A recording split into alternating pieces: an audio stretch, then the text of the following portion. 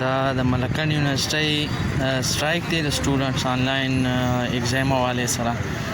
نو څونه چې ایډمنسټریشن دی، ټیچران، چیف پراکټر، پرووسټ ټول چې دي نو موجود دي او دوی ورته وایي چې تاسو به سټرایک مه کوئ، د دې نه چې دی نو خپل کانسټیټیوشنل حق چې دی نو هغه د ټیچران اخلي. او ایون په کلاسونو باندې هم چې دی نو استادان ګرځېدلي دي او پي ان چې دی نو اوس ګرځېدلي دي او په 10 بجې باندې په کلاسونو ګرځېدل. وی ورته چې تاسو به چې دی نو په 2 بجو پورې سټوډنټس چې دا به د کلاسونو نه راوځي او د دوی نه چې دی نو دا پروټیسټ دا کوم آیني حق چې دی نو دا یې دې واغستو. تاسو دا ټیچران وغیره چې دی نو په دې کې نه او دوی ورته وایي چې تھریټس ولا ورکوي چې تاسو به چې دی نو که سټرایک وکړو تاسو ته به دا مسلې جوړېږي. مختلف قسم مسلې ورته چې دی نو هغوی ویله.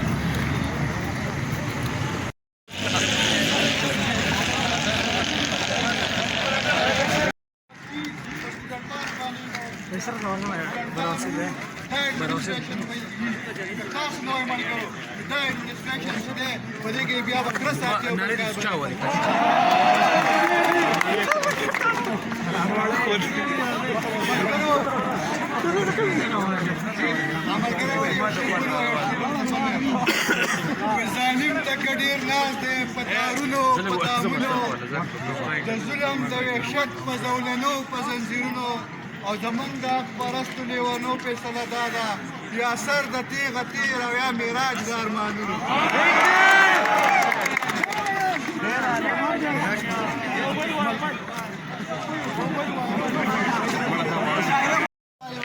موږ خپل پروټیسټ چې دی دا جاري ساتو. هېڅ قسمه داسې کار به نه کوو چې سبا چې دی موږ ته څوک ګوته ونیسي، بیا هم دا یونیورسټي زموږ کور دی، بیا زموږ یونیورسټۍ ته ګوته ونیسي او ځان به دومره راغورځوم نو چې هر سړی راځي او زموږ باندې له پاسه خېږي.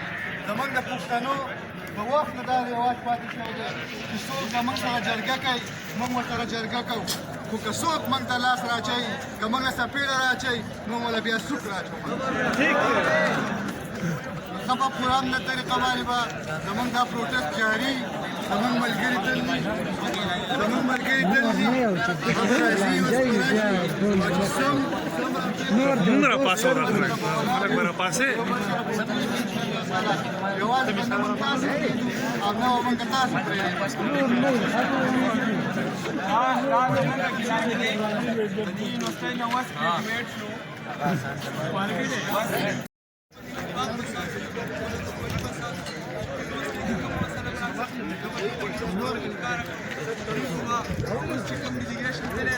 خبرې کېږي د هغو سره مطالبات ومنلی شو، خو صحیح ده مطالبات ونه منلی شو. انشاءالله سوسایټیانې فیډریشنې غونډ ستاسو سره ولاړې د آنلاین اګزام مطالبه به درنه کوو. زموږ په خپله اګزام شروع دی، موږ ته هېڅ فایده نشته، نقصان به دې موږ ته وي، موږ ته به څه کیس مې شروع کړي یا بل څه، موږ ته دې خپله فایده نشته.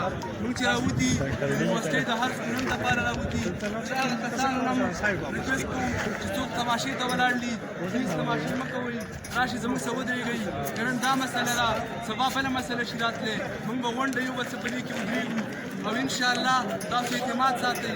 دا واړه کوم چې ستاسو د حق غوښتلو لپاره راپورته شوي دي دا به نه په شا کېږي که هره مسله په یونیورسټیو کې راځي.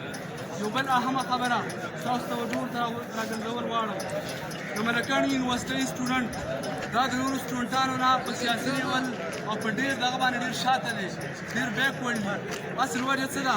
دا بلډینګونه دلته هم دي، دا هلته هم دي، دا انتظامیه دلته هم ده، دا هلته هم ده، دا سټوډنټان دلته هم دي، دا هلته هم دي، خو زموږ سټوډنټ او په هغه سټوډنټ کې ډېر د ځمکې او اسمان فرق دي. وجه څه ده؟ وجه ګډ یو دلته سیاسي ازادي، سوشل انټرپشن په دې پابندي ده. څوک د خپل اواز لپاره غږ نشي پورته کولی، د خپل حق لپاره غږ نشي پورته کولی. دا زموږ غټه کمزوري ده. نو انشاءالله د دې سیاسي جمهور ماتولو لپاره به تاسو غونډ به ودرېږئ، موږ هم درسره ودرېږو او په دې ملکن یونیورسټۍ کې په یوه داسې پرامنه خوشحاله ازادي سیاسي فضا به موږ قایموو چې هغې باندې موږ د هغه پلیټفارم نه د سترګانو حقونه وغواړو.